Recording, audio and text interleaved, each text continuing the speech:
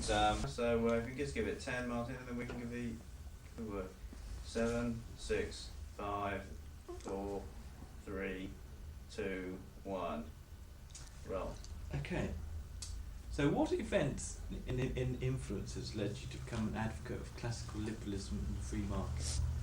I've often wondered why a chap from a working class area in Tottenham, who was brought up as a young lad in a council house, should have developed rather strong, as they say, right-wing ideas. I would say classical liberal ideas. And partly the influence of an uncle, who was a great admirer of Asquith and all that kind of thing, partly schoolmasters at my grammar school that I managed to get to. But the main confirming factor in my, exceptional enthusiasm for individual freedom was the war. Young people don't know sufficiently that we had operating from 1939 to 1945 a full-scale National Socialist system. Quite extraordinary that people held the war up as an example. Look, you planned in the war, look how marvellous that was. We won the war, we should plan in the peace. But planning in the war meant total conscription for the armed forces, conscription of civilian labour for the armaments factories and all that, rationing, controls over travelling, curfews, blackouts, no private motoring. There were no private motor cars. It was a question of being rationed on petrol. There was no petrol allowance for private motoring. And the whole of that ever-present visible discipline of military police at railway stations, of the ordinary police calling identity cards. I mean, it was a most alarming thing. And to defeat National Socialism, we developed, of course, a more benign form of National Socialism in Britain. And 1945, I mean, when Churchill said, set the people free, I mean, that seemed to me to be the obvious thing. The war's over now. And I had no difficulty in embarking at that stage on my economics career as a student at Cambridge in looking to see how a free economy would work. So that fixed in my mind very strongly an antagonism to state power, police state, in the end, backed up by imprisonment. That's what socialism meant to me in wartime. So I didn't want any more of that. Thank you. Sorry, can I think the only problem is with that, that's great, but it just, Lord Howes was in profile to some extent. So what I'd like to do is just move the camera to the right slightly for the next question. Okay.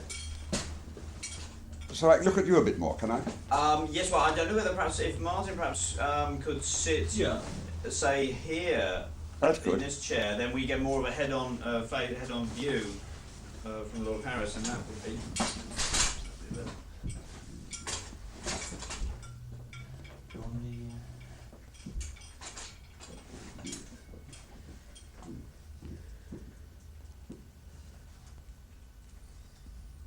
Okay, I'll just refocus that to make sure. Yeah, that's fine. Okay. All right. Yep. Okay. Please go ahead. Okay. Next one. How and why did you help to establish the Institute of Economic Affairs? I often look back to the early days of the Institute and wonder how it came about. The Institute was a perfect example of an unplanned, spontaneous emergence. It was a group of individuals through contacts in the Young Conservatives, because I was recruited after the war. Churchill was the great liberal figure against the socialists, you see. Churchill, as I was a Young Conservative. I met other Young Conservatives, most of them not very sympathetic to the free market economy, just a little less left-wing than the socialists. But here and there you met individuals of I went on to teach at a university, at St Andrews, and I met one professor, Professor Nisbet, who was a good classical liberal Adam Smithite, with a lot of others who were very dubious. And I met Anthony Fisher. It was by chance at a public meeting I was addressing. Anthony Fisher came up, farmer, old Etonian, lived in a country house. I mean, absolutely no relationship to my kind of background. But he was intrigued by my advocacy of the market economy and said, look, let's keep in touch. And I found myself meeting him when I was down from Scotland. I was down in London again. We met other people. And we felt like the awkward squad. We were people out of tune with the prevailing consensus about the welfare state and government benevolence and far-reaching intervention. But one important influence was the publications of Hayek, who wrote a book called The Road to Serfdom, that was published in 1944 during the war. A man called John Dukes at Oxford, who wrote a book called Ordeal by Planning in 1947. And these quite untypical and rather scorned, rather uncelebrated academics and their books had, a completely compelling effect on me. I eventually met this great man Dukes. I could hardly bring myself to address him. He was extremely modest, mild, North Country man, down to earth, but absolutely steady vision about the nature of the market economy and all that. So that out of these chance connections, this idea of doing what the Fabians had done, if the Fabian Society could gather some intellectuals to pervert public understanding and lead to socialist philosophies being accepted, well, why couldn't we create a counter-Fabian society? And that's exactly what originally we had in mind, an intellectual ginger group. I know how it would work. And the seal was laid upon these rather inchoate plans by Anthony Fisher in his farming, taking up broiler growing. He developed broiler chickens, that is mass production, large-scale production of chickens. And he created Buxted Chicken Company. And when that began to make a bit of money, he put up a few £1,000s to say, let's start an Institute of Economic Affairs. And so that's how we got into business in 1957, with one main backer, a loose association of economists, academic economists, but also financial writers, forgotten people like George Schwartz, Oscar Hobson, Harold Wincott in the Financial Times, Investors Chronicle. These were the guardians of the old view, the old liberal tradition of market economy and competition and monetary stability, who had resisted Keynesianism and all the fashions and fads. So that is really, out of that, the IA was established in 1957. Right. What are the fundamental principles which you have sought to get across to people through the IEA and your own publications?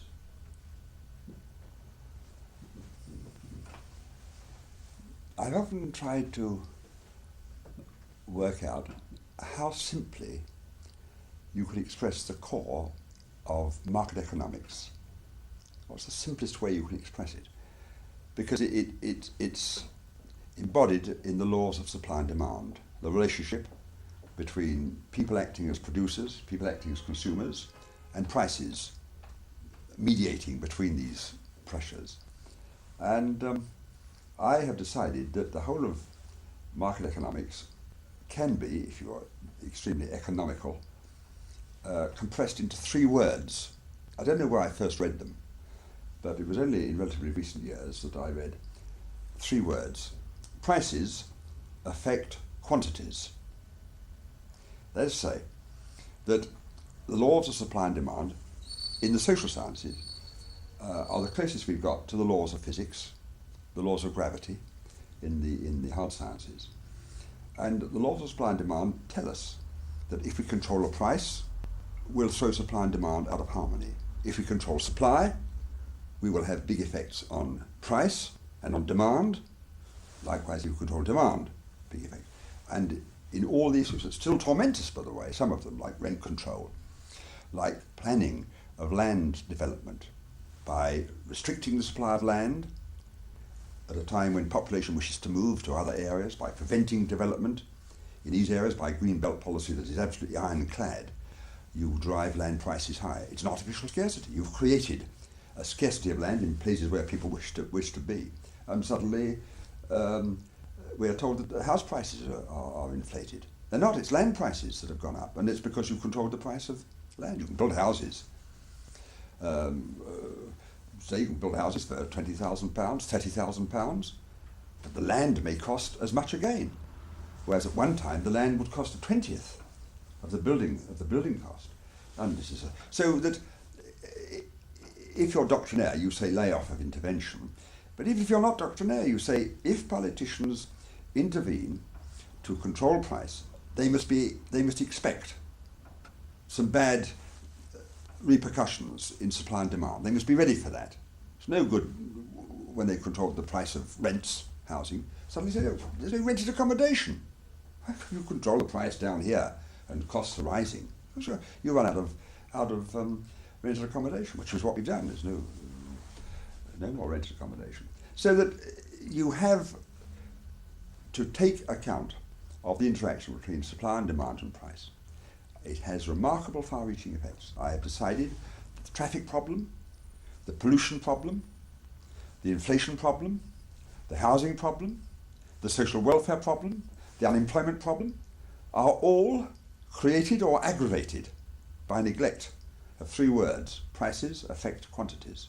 If you allowed that, if you have in social security arrangements, if you set social benefits at a level which are close to the net take-home pay of a low-paid person in a job, more and more people will choose social security benefits and unemployment will rise. You've put up the price you offer for the unemployed, and the unemployed obligingly expand in number.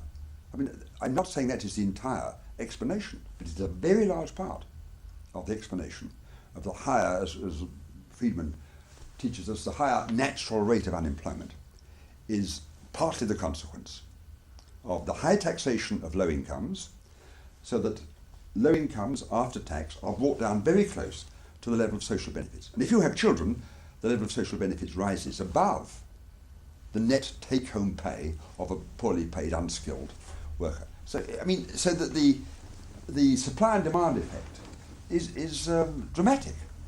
And unless you take account of that, all of the efforts you have to try and reduce unemployment and so forth are doomed to a large extent to fail. Great. What else can we say about the fundamental principles that get across to people? I mean, one fundamental principle that the Institute has, or its authors have constantly presented and repeated, is that that a free society is not merely more efficient, is not merely freer, but has the possibility of being more peaceful, because a free society harnesses individual voluntary effort as workers, as consumers and so forth. I mean, the pricing thing is the discipline or the incentive for action, and you're left as a consumer or as a producer to decide whether or not to join in that particular game, motoring or foreign holidays or whatever the particular market may be. There is no coercion involved in that, so that we talk about a free society being more efficient, but it actually is, in my view, a more moral system. That is the issue, and I think we've not we haven't sufficiently at the Institute and elsewhere reconciled people to the moral quality of the market. Many people really believe that markets are rather immoral. What they mean is that people's conduct is unsatisfactory. People's conduct is faulted because I pass it in theological, moderate Christian terms, talking about original sin and all these things. You see, man is far gone from righteousness, says the 39 Articles. Man is very far gone from righteousness. And if he wasn't, if he was perfect, if he was perfectly informed and perfectly self-denying, then a socialist system, a communist system, might impose itself voluntarily by choice. But given that we're mostly inclined to say our own benefit larger than other people's benefits, outside our family, our own and our family's benefit seems to us to be a higher priority than a remoter benefit, let alone a national or international supposed benefit. So that the free society takes account of that because it offers incentives to work, to be punctual, to improve yourself. It offers incentives for people to invent new products and make them available. They may make more money by doing this. And in one of Milton Friedman's marvellously simple terms, in the free market, in order to do well for yourself, you have to do good for other people.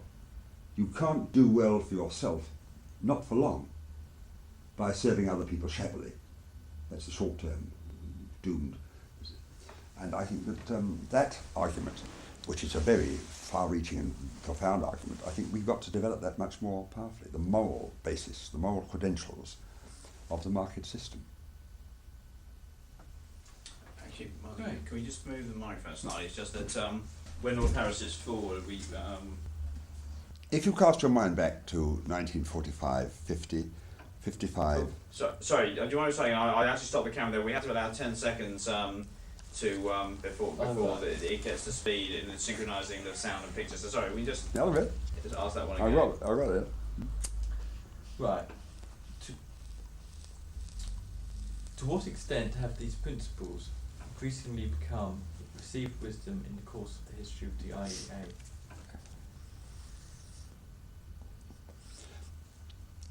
The danger of getting old is that you look back and review the past, and you want to tell younger people about that because they've missed this out.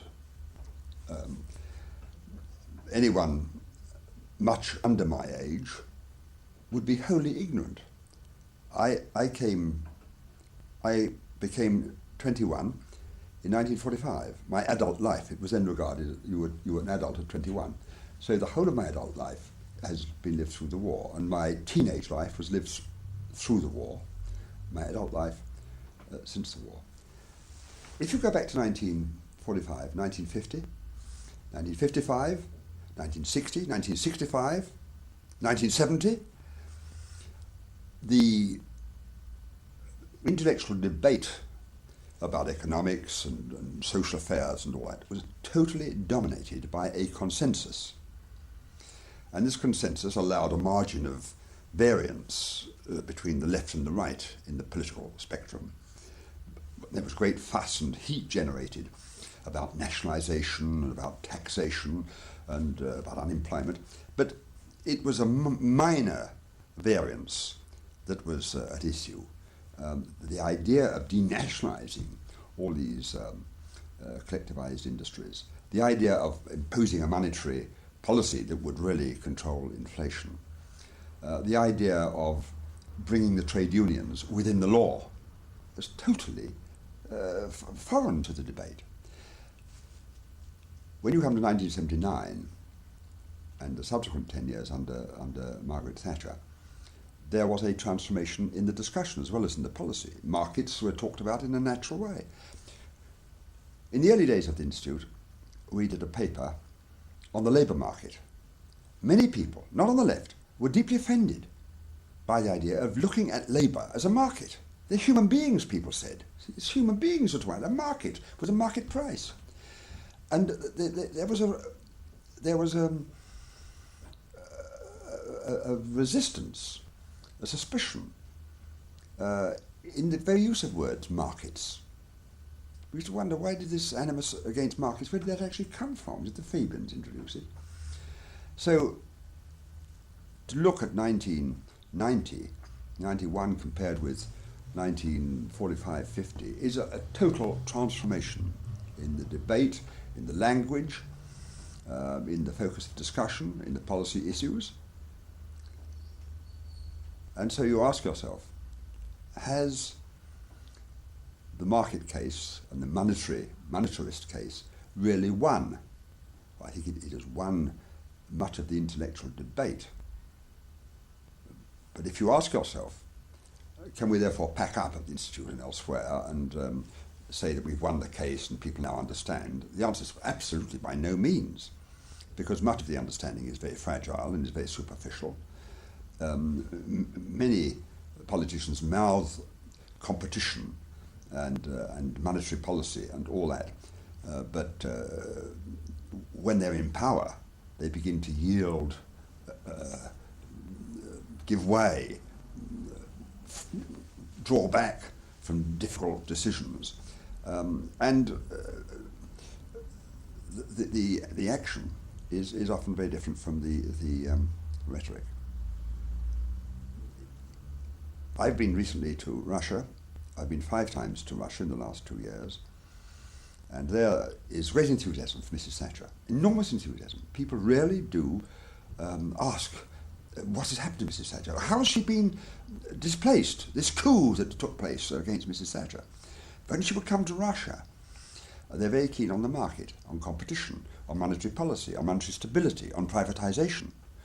And that is really a total conviction with many of the best, brightest young economists. But when you watch the politicians, the Yeltsins and Gorbachevs in action, all of their natural instincts are collectivist. Still, they denounce communism, they wind up the Communist Party, they talk about privatization, but they then issue instructions. We're commandeering these buildings because we don't know whether they belong to the Union or to the Republic or to the Moscow City Council, we don't know, but we're going to command these and we're going to do... And there's a total kind of authoritarian approach. The whole training is of that kind. If you're in charge, you're the government now, democratically elected government. And so you begin to issue instructions, ukases, prohibitions, and a long way to go to understand the rule of law and property rights and the balance of competition against monopoly. So that this question of the received wisdom of the market economy and the monetary policy it could be very deceptive. That, as a matter of fact, though you can present market analysis in a very simple way that we try to do, it actually is very complex, and it presupposes institutions and legal frameworks and settled expectations to yield its best benefits. And some of the issues are still disputed by liberal economists who share the principles and the objectives. They share this, but still the exact balance of government intervention, limited government, controlled government, but the balance between that and the open market is still disputed, of course, between libertarians and liberals, social democrats, and so you have all this medley. No, I think there's a lot more work to be done to entrench firmly in people's minds the full beauty, the full glory of the free market economy. Thank you. That can all be broken up into little bits, by the way, I'm hoping, David. Oh yes, absolutely, yes. Right. What are the problems inherent in state intervention in the economy?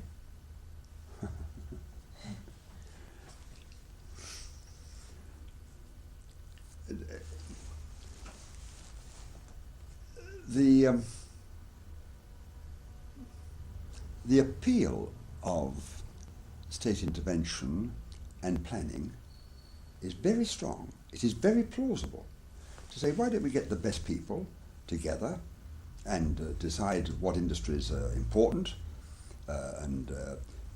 what products should be produced and exported, and settle all this. I mean, there's a very strong, sort of intuitive feel that it must be better to plan all that and to accept the market, unplanned, uncoordinated, decentralized market. It seems like an act of faith. The problem with politicians, even like Keith Joseph, who became converted to substantially to the classical liberal approach to economic policy, is that once they're in power, they're subject to every kind of pressure. They're subject to vote getting. They're subject to electioneering. They're subject to the personal enthusiasms of other ministers in defence or in ecology or in international treaties, and the assumption that this group of the cabinet can never find the time, the information, the feedback that would be necessary to adjust their policies and their actions to the real changing requirements of modern society. It's quite unrealistic to suppose that they could acquire this information and they could then implement it in the face of all these pressures. So that the first problem of state intervention is that it will always be, in a sense, it will always be misdirected. We used to think of the government. Let's start again.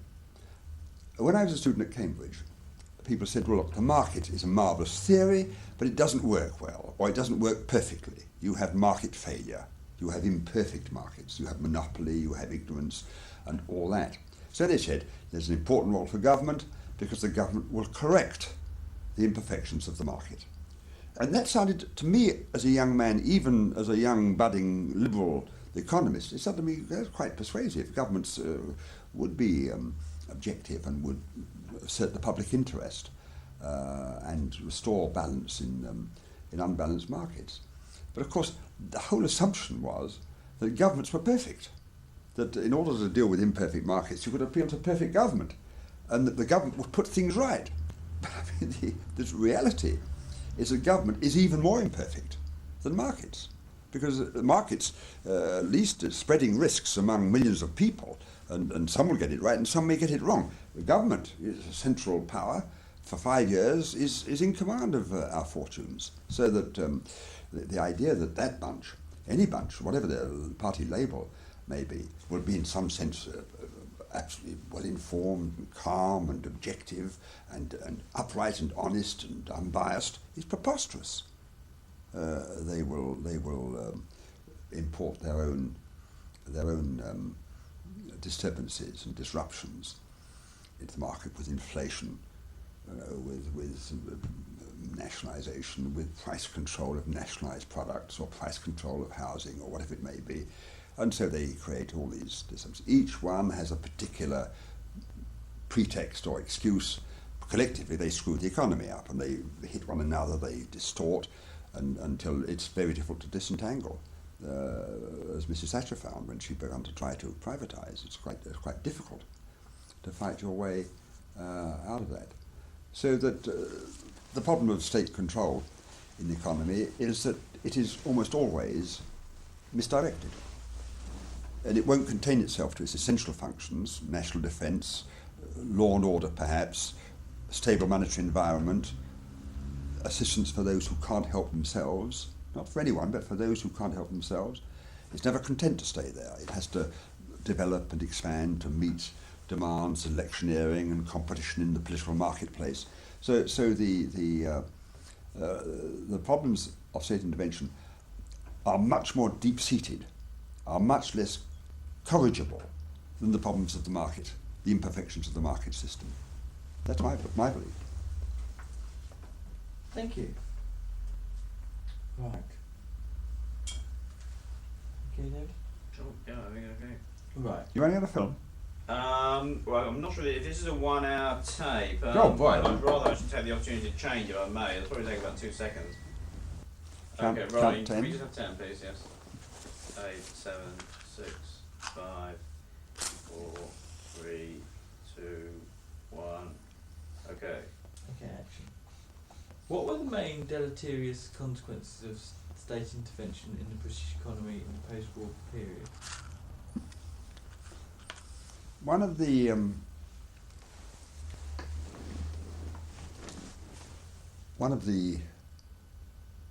major, most pervasive bad effects of state intervention is that its interventions, its itch to control and regulate and so on, obstructs change,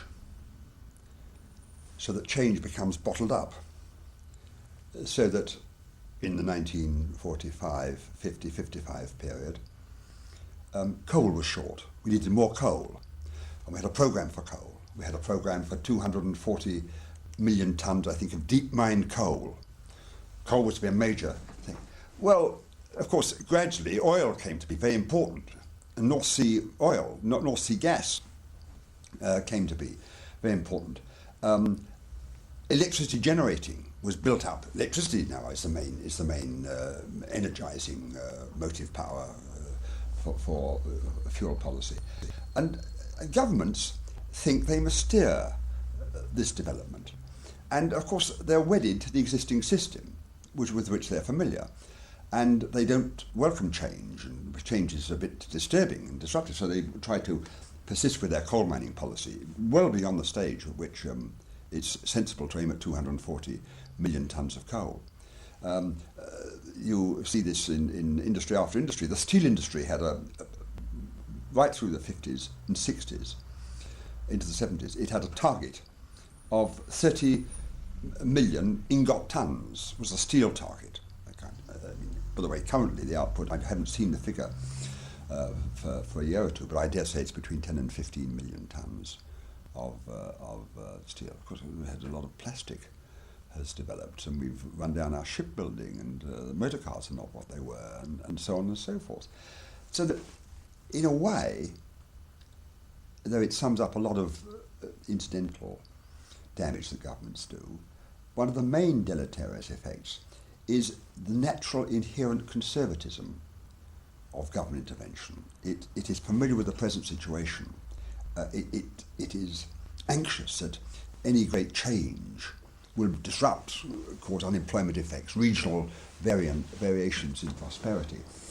And so the tendency to proceed as though the present system would continue. You see, Hayek is a great man, not the first, but he most emphatically, in the post-war years, has kept on emphasizing the importance of change. Change happens daily and hourly, and we don't know where it comes from often. We just observe that prices begin to move. You don't have to ask why prices have moved, but you discover suddenly there's a scarcity of this or an abundance of that, and it's registered in the price. And that price signal will begin to influence decision makers, both producing and consumers. Producers will get more if the price is going up, consumers will do less, turn to other things, substitute second best and so forth, economize in consumption if the price is higher.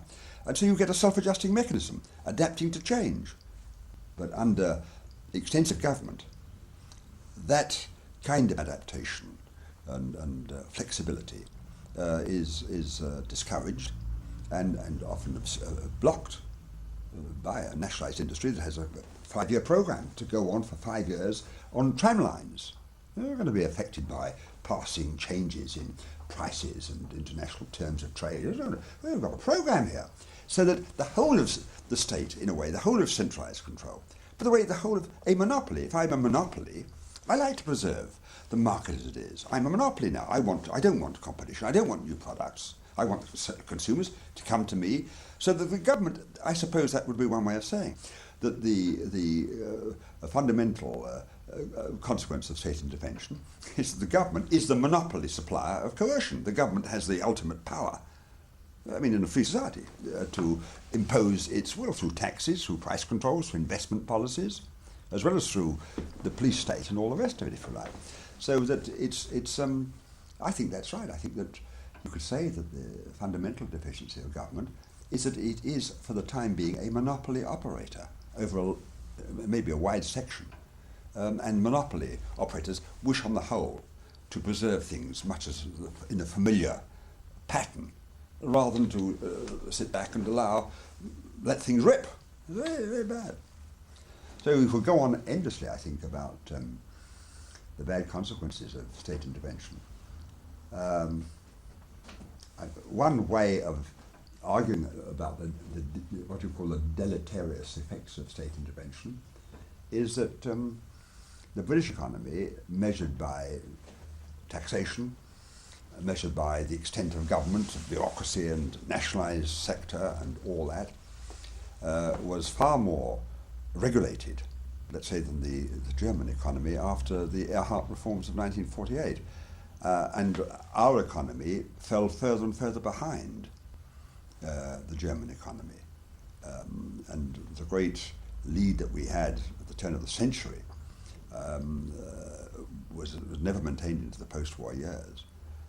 And the incubus of government and of bureaucracy and of taxation and of intervention and of regulation impaired the progress of new industries and the displacement of old methods.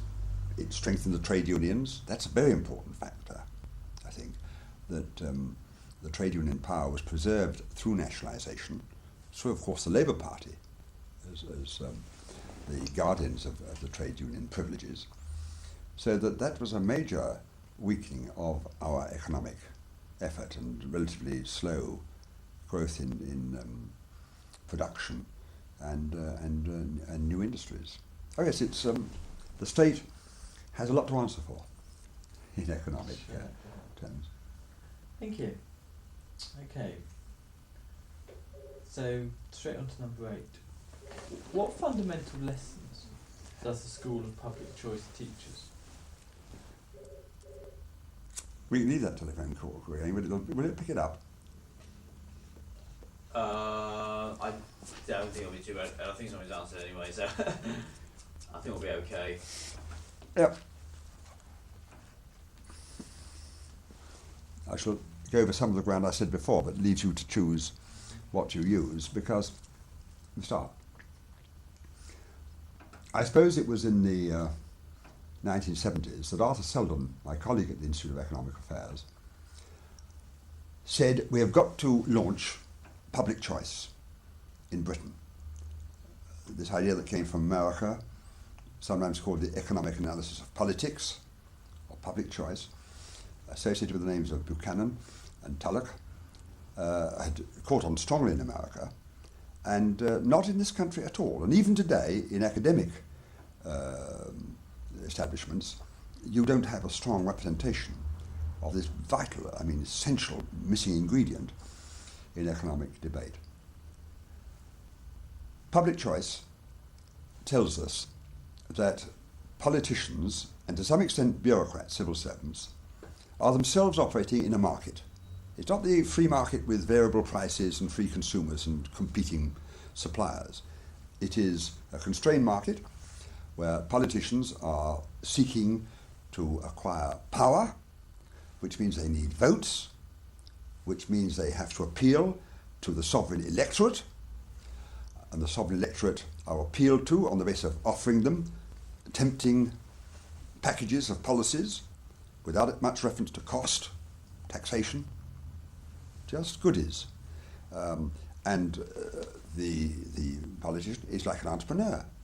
He's maximising the appeal of his package, his products, his policies, in order to get votes, and he appeals to well-established pressure groups, lobbies, the farming lobby, the old age pension lobby, the parents' lobby, the children's lobby, whatever it may be. He's got the shipbuilding industry lobby, in particular sectors, and you try and put a package together that will bring you a sufficient amount of support in the ballot box to entrench you in power to do good, to do good because you've got to try and fulfil these pledges and these promises. So that in place of the profit motive in the competitive market, public choice tells us that politicians act on the vote motive. And that is far worse. The profit motive in the marketplace depends upon competing producers offering their wares to free consumers who can take it or leave it, spending their own money, judging whether the product is any good.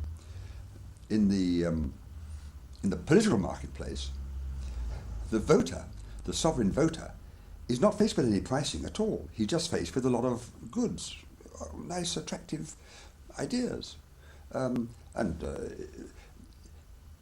He will put into power a government which has no capability of fulfilling this. He can't take the goods back as you can in the private market. You can often take your goods back.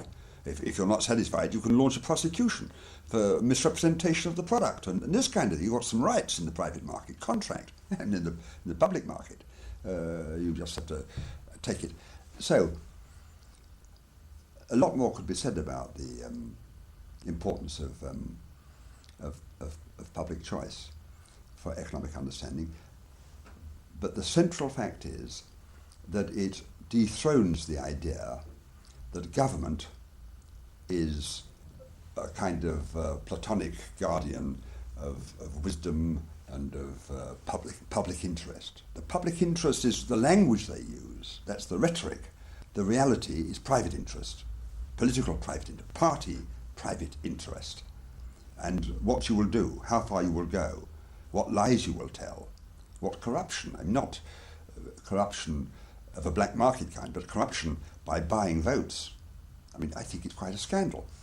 Politicians who denounce the private market as being sordid and all that, and yet the worst examples in my lifetime of the corruption of politics have been socialists.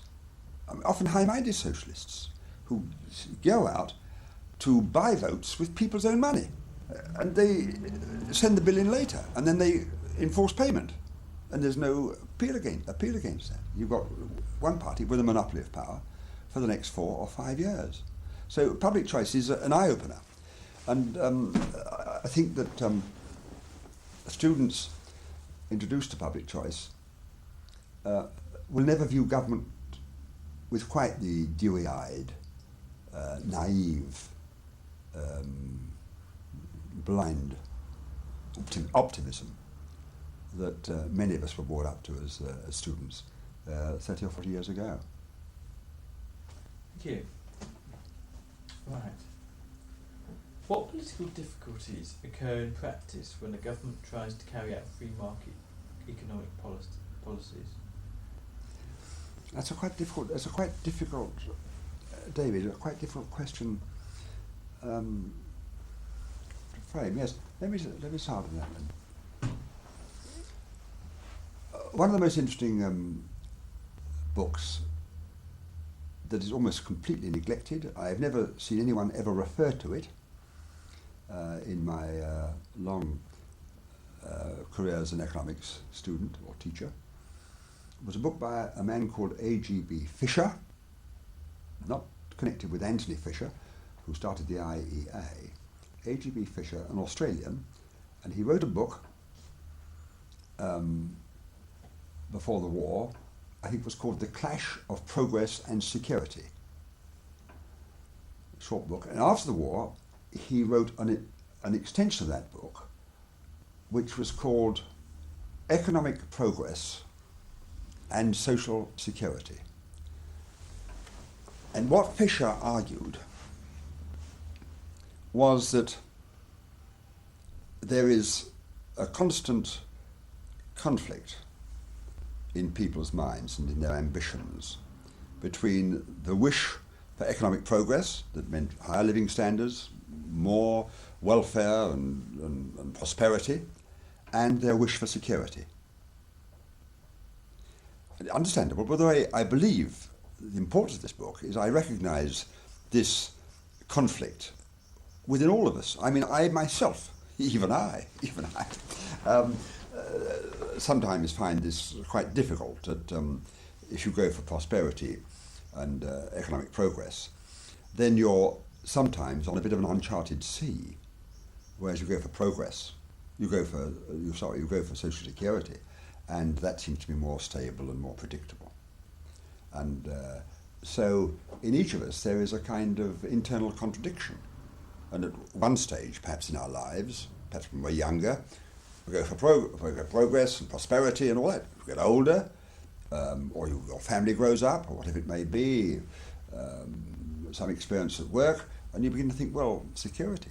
This is a real problem, by the way, in Russia, because the Russian mind is totally fixed on continuity and stability and security and all of that.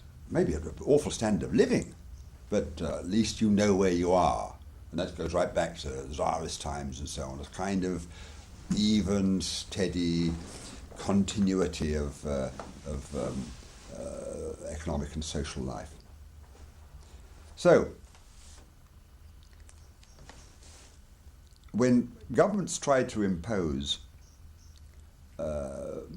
economic freedom in a society that has been for a long time shielded from economic reality by protectionism, tariffs, subsidies, social welfare, the welfare state and all that, there's a rude awakening. Suddenly people find they haven't got a job for life. Suddenly they find that that this area is in decline. It was dependent upon a particular industry, shipbuilding, Scotland, and that market has declined.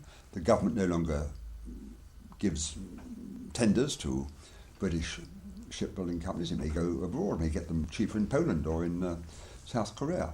So if you pursue economic criteria in the search for efficiency, prosperity, improved standards of living, you disrupt security, settled, stable relationships.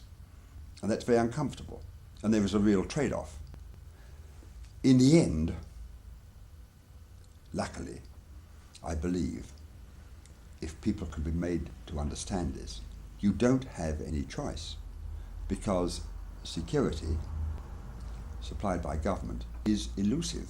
It is not security for very long. It might last for 5 years, it might last a decade in stable times. But suddenly Japan arises as a rival, Singapore, Hong Kong, Malaya, the Asian tigers arise. They begin to produce textiles, shoes, and then motor cars, computers, entrenching on our market. I mean, there's no way that you can preserve old methods of working and old, comfortable, familiar styles of security. No way you can do that unless you become autarkic, put up tariff walls, keep out any disturbance from competition. Do you see? I mean, in the end, there actually is no choice unless you want to go down into steepening relative decline and allow other countries around you to flourish and blossom under freedom and free trade. So that the clash of progress and security is a real short-term option, choice, but you have to choose economic progress, except for the minority who would sooner live in a simple life, cultivating their patch in a tent, locked into a little closed society. It's inconceivable that most people offered the real choice would not accept, even grudgingly accept, progress, change, adaptation, rather than short-term illusion of security. That's a good answer. Yeah, absolutely. Put that in. That's a good answer, Brian.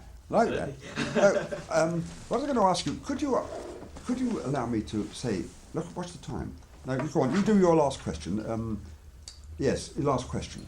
Yes, okay. You do your last question. I've got one more. I want to volunteer an answer on Europe. Would you mind? Oh, of course, it'd be great. Yes, Sure, yeah. Okay, so what is the importance of pressure groups campaigning on behalf of individual liberty in non-economic areas, such as the Freedom Organisation for the Right to Enjoy Smoking Tobacco?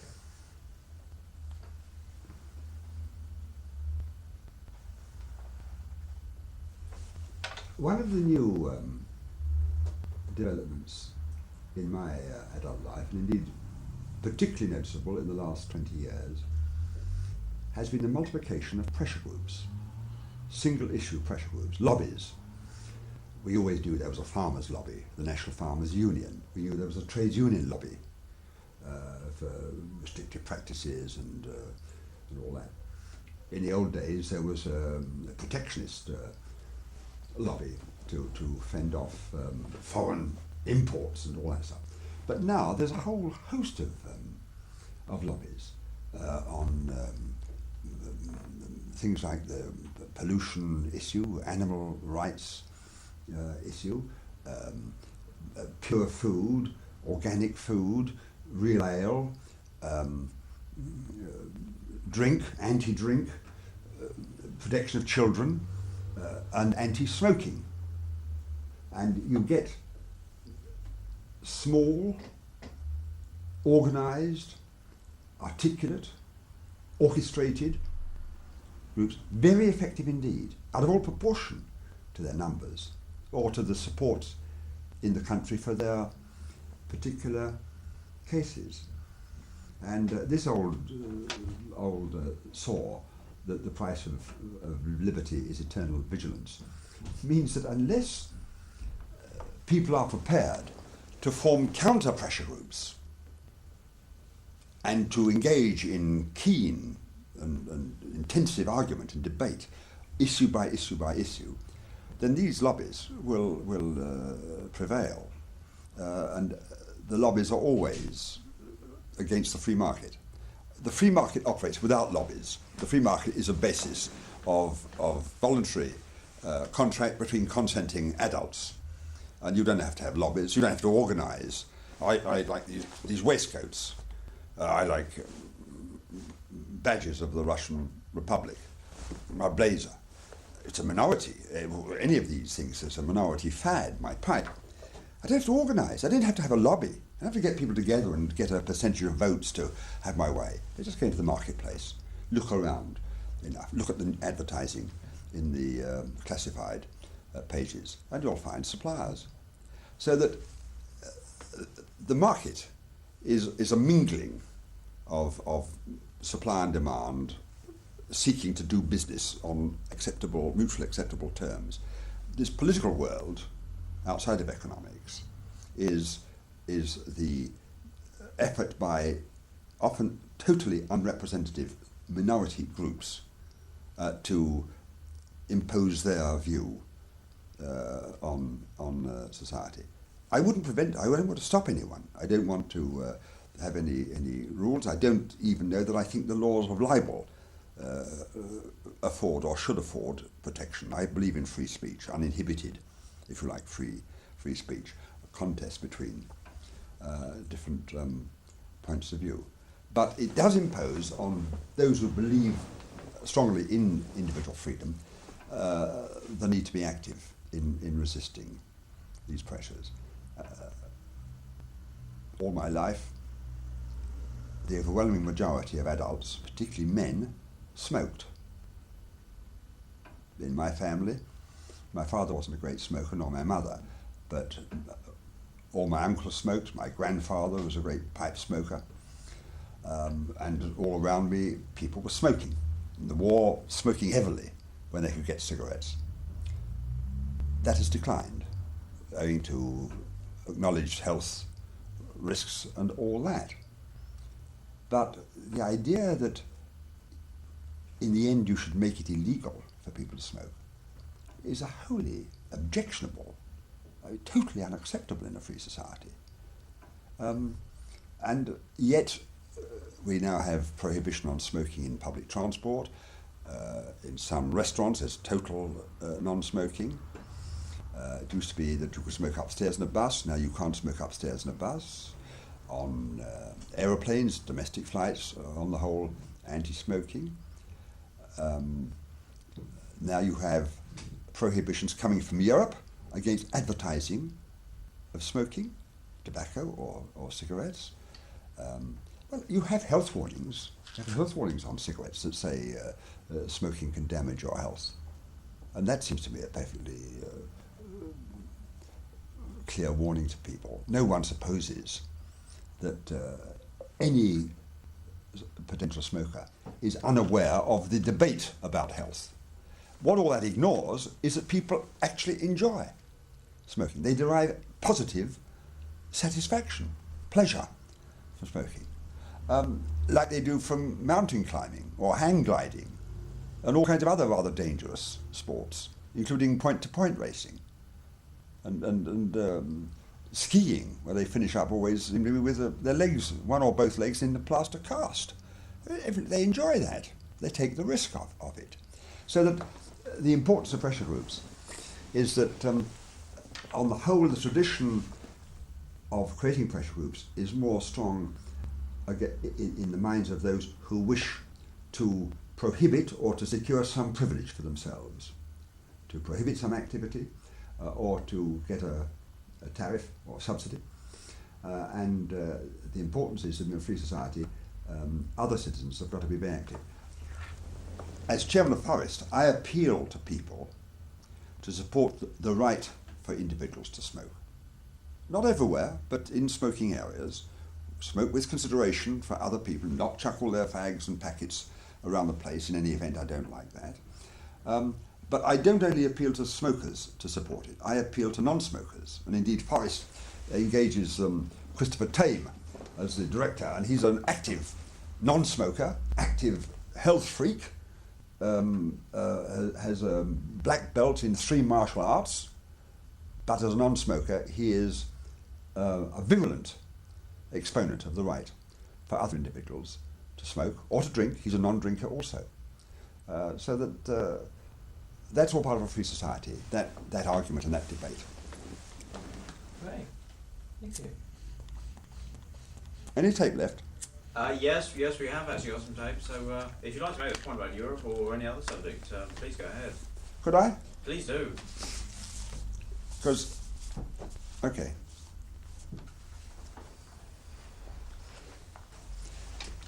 Ready? Sure, yes, we're still rolling. I'll ask myself a question. What's the main threat to a free society, Ralph? If you ask me, what is the main source of danger to the free economy that I now see, it's no longer the Labour Party. It's been to some degree civilised, and if it tried to operate its old collectivist, centralist planning ideas, it would soon fail and be brought into disrepute.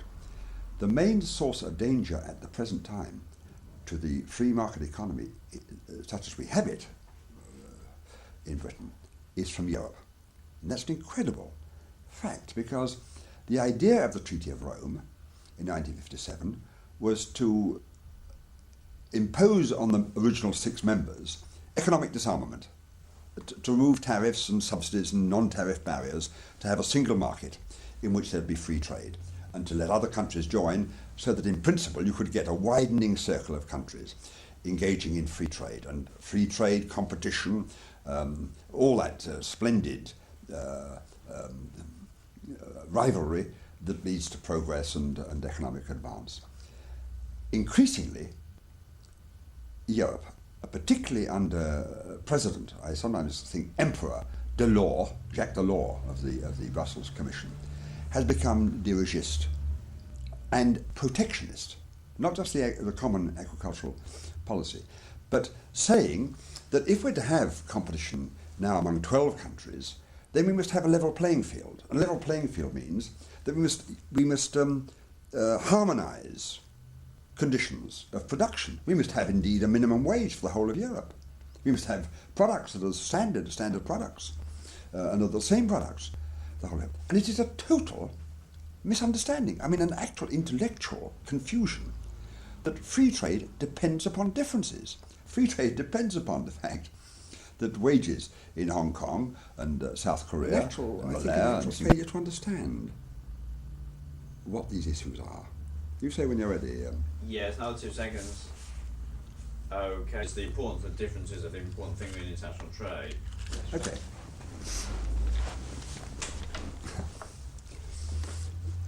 The current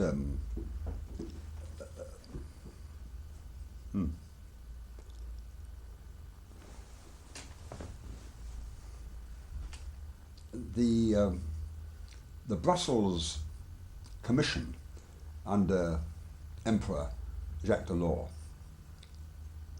fails to understand that the benefits of free trade presuppose differences in costs and in circumstances, in resources and prices of labour, of products, of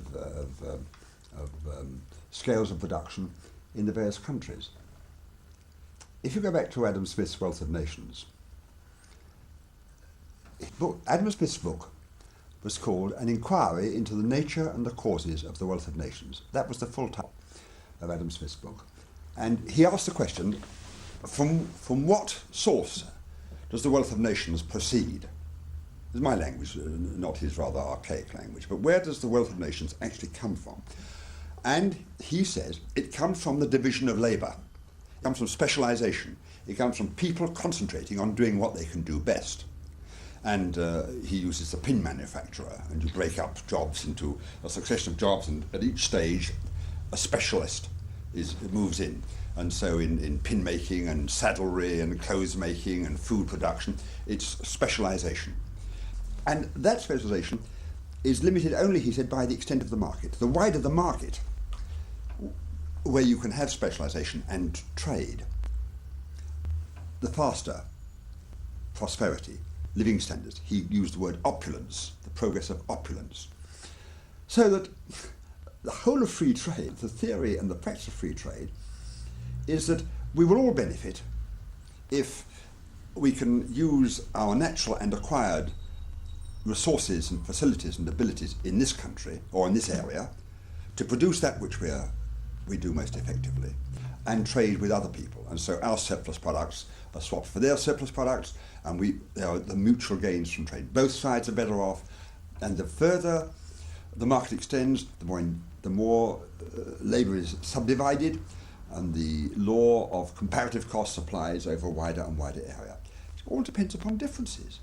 If you start out by saying we must have a level playing field, we must harmonise everything, we must have in every area, you actually literally diminish the incentive for trade. If wages had been the same in Hong Kong as in Britain 30 years ago, Hong Kong would not have developed at all. It has no natural resources. Its one resource was cheap labour, and the progress of opulence has meant that its labour has become richer faster than our labour. But now, at one time, the cost difference may have been 1 to 10 or 1 to 5 in favour of their cheap wage production.